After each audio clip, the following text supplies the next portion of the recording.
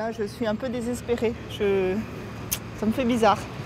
C'est hallucinant. C'est hallucinant. Je pense que c'est un luxe qu'on peut plus se permettre.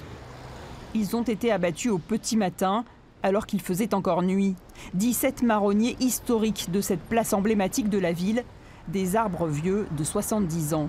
Les membres du collectif, défenseurs de ce patrimoine végétal, sont arrivés trop tard. Ils voulaient s'enchaîner au tronc comme ils l'avaient déjà fait début septembre, persuadés qu'Alain Juppé finirait par les épargner.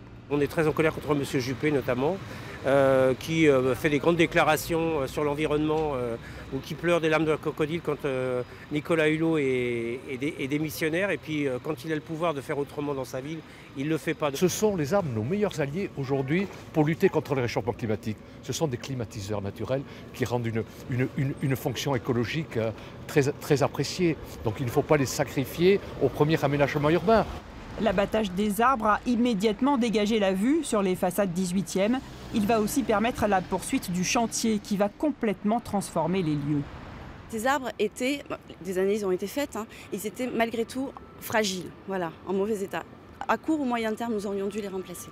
Sur la place, nous allons planter 33 nouveaux arbres qui vont se développer assez rapidement.